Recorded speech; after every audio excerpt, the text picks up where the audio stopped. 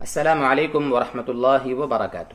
محترم و مکرم ناظرین و سامعین، رمضان المبارک کا جو عظیم مہینہ ہے، اس کی ایک عظیم اور انتہائی مقدس رات شب قدر ہے۔ ہم جانتے ہیں نبی اکرم صلی اللہ علیہ وآلہ وسلم شب قدر کی تلاش میں ہی آخر عشرے کا اعتکاف فرمایا کرتے تھے، اس لیے کہ احادیث کی روشنی میں علماء نے یہ لکھا ہے کہ رمضان کے آخری عشرے کی طاق راتوں میں شب قدر ہونے کے زیادہ امکانات ہوتے ہیں۔ شب قدر کون سی رات ہوتی ہے رمضان کی یا رمضان کے سوا ہوتی ہے، اس سلسلے میں تقریباً 46 اقوال ہیں، 46 جو علماء نے اور محدثین نے نقل کیے ہیں۔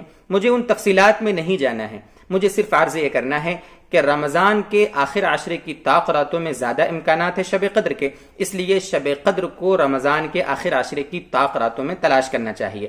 طاق راتوں کا مطلب ہے 21ویں شب، 23ویں شب، 25ویں شب، 27ویں شب اور 29ویں شب۔ یہ کل 5 شبیں ہیں، 5 راتیں ہیں جن میں خصوصی طور پر ہمیں عبادت میں مصروف رہنا چاہیے۔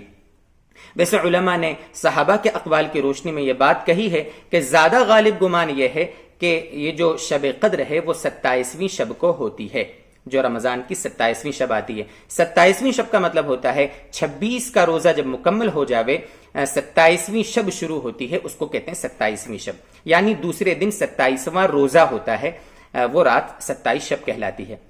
27 شب جو رات ہوتی ہے جس میں شب قدر کے امکانات زیادہ ہوتے ہیں، اس رات ہمیں کیا عبادت کرنا ہے؟ دوستو بزرگو، خصوصی کوئی عبادت اس دن ہمیں نہیں کرنا ہے، شریعت میں ثابت بھی نہیں ہے، یعنی مخصوص رکعتیں پڑھی جاویں مخصوص تعداد میں، مخصوص صورتوں کے ساتھ، پھر ان کی مخصوص فضیلتیں بتائی جاتی ہیں، یہ سب ثابت نہیں ہے۔ ہم استغفار کریں، تلاوت قرآن کا اہتمام کریں، ہماری جو پرانی قضا نمازیں ہیں ان کو ادا کرنے کی فکر کریں، صلاۃ التسبیح انفرادی طور پر پڑھنے کی فکر کریں، یہ سب چیزیں ہیں۔ اگر ہم یہ سب کچھ نہ بھی کر پائیں نا تو خاص طور سے اس رات میں فجر کی نماز جماعت سے پڑھیں اور اس سے پہلے رات میں عشاء کی نماز جماعت سے پڑھ لیں تو انشاءاللہ پوری رات ہمیں عبادت کا ثواب ملے گا۔ اصل ہے دوستو بزرگوں عبادت کرنا انفرادی طور پر، یکسوئی کے ساتھ، تنہائی میں۔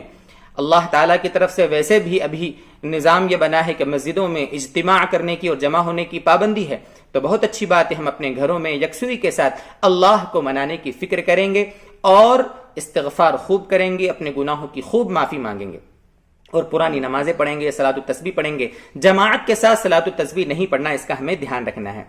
اسی طریقے سے ایک بات یہ عرض کر دیں آپ سے کہ حضرت عائشہ صدیقہ رضی اللہ تعالی عنہ فرماتی ہیں کہ میں نے نبی اکرم صلی اللہ علیہ وسلم سے پوچھا، یہ ترمذی شریف کی روایت کا نمبر ہے 3513، باب الدعوات باب ہے، اس میں حضرت عائشہ رضی اللہ عنہ فرماتی ہیں کہ میں نے اللہ کے نبی صلی اللہ علیہ وسلم سے پوچھا کہ اگر مجھے پتہ چل جاوے کہ کون سی رات شب قدر ہے تو میں اس میں کون سی دعا مانگوں۔ دیکھو بڑی عظیم بات، بڑی بہترین بات حضرت عائشہ رضی اللہ عنہ جو ہماری ماں ہے ام المؤمنین ہے، انہوں نے نبی اکرم صلی اللہ علیہ وسلم سے پوچھی تو نبی اکرم صلی اللہ علیہ وسلم نے جواب دیا کہ یہ دعا مانگا کرو، قولی، یہ دعا مانگا کرو، اللہم انک عفو تحب العفو فاعف عنی۔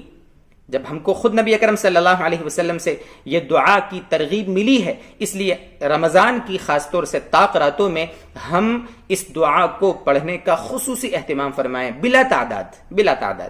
اللہم انک عفو تحب العفو فاعف عنی۔ ترجمہ اس کا کیا ہے؟ اے اللہ، یقیناً تو خوب معاف کرنے والا ہے، معافی کو پسند کرتا ہے، اے اللہ تو مجھے معاف فرما دے۔